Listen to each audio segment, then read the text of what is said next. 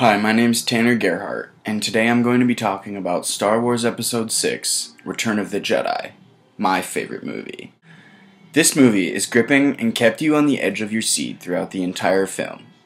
Within the first seconds, the audience is bursting with excitement when they see the diegetic element of the opening credits roll on the screen. The theatrical theme music and the opening credits of the film instantly bring the audience into the diegesis of the movie. If you are ever a Star Wars fan, then right away you're put into the galaxy of Star Wars, and you can anticipate that you're in for one hell of a ride. The first scene where the audience gets a glimpse of Luke Skywalker is the entrance scene to Jabba's palace. Here viewers can see that Luke has become better trained, stronger within the Force, and that he has become a much stronger Jedi than where you leave him in the last film. He is shown wearing a black robe with his oversized hood up, making him appear powerful, and he uses his knowledge of the Force to mind trick the guards into letting him pass to see Jabba. The director, Richard Marquand, used a medium close-up shot that panned across the screen as Luke walked along the inside of Jabba's palace. This style of shooting showed the emphasis on the reaction between the guards and Luke's conversation. Viewers really get a sense of Luke's confidence in this scene. Luke is a round character throughout the Star Wars films.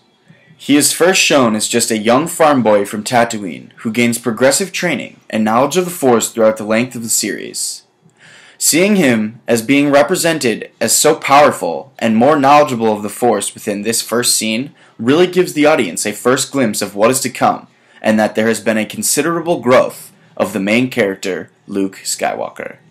Another scene that contributes to why this is my favorite movie that I'm going to analyze is the speed biker scene in the forest of the planet Endor. In this scene, we see our protagonists, Leia and Luke, commandeer on an intricate floating speeder bike through the forest, traveling at ridiculously high speeds. The filming of this shot was very tricky. Director and screenplay writer Richard Marquand and George Lucas decided to go with the tricky yet clever style of filming.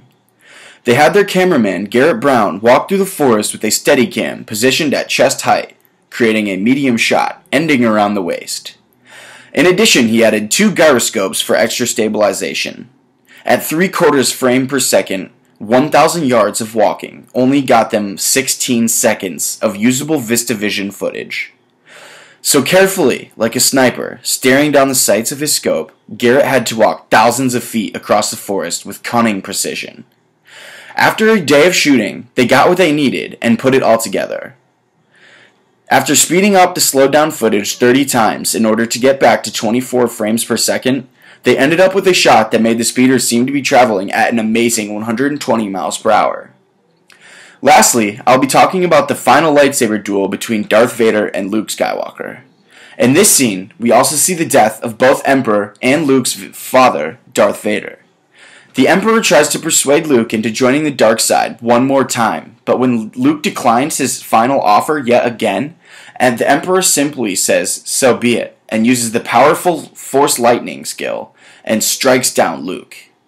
While clinging for life, Vader is aware that the Emperor is indeed going to kill his son.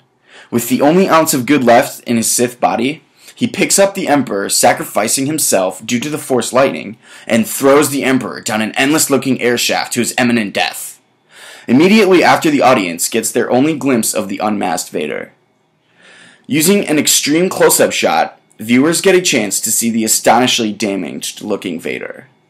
His face is white and scarred badly along the top of his head. This shot is very powerful and keeps viewers on the very edge of their seats. This is a very emotional scene following the death of Vader. Luke is very emotional, unsteady, and brings his father's lifeless body back to Endor, where he decides to give his father a Jedi funeral. He burns his body as a viewing. This scene is the climax of our story and closes up the resolution by showing our protagonists celebrating with their new Ewok friends on the planet of Endor, eating good food, laughing, and dancing, while the theme music starts to fade into the background. The audience leaves happy and upbeat.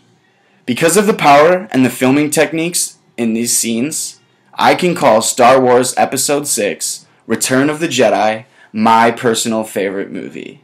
Thank you.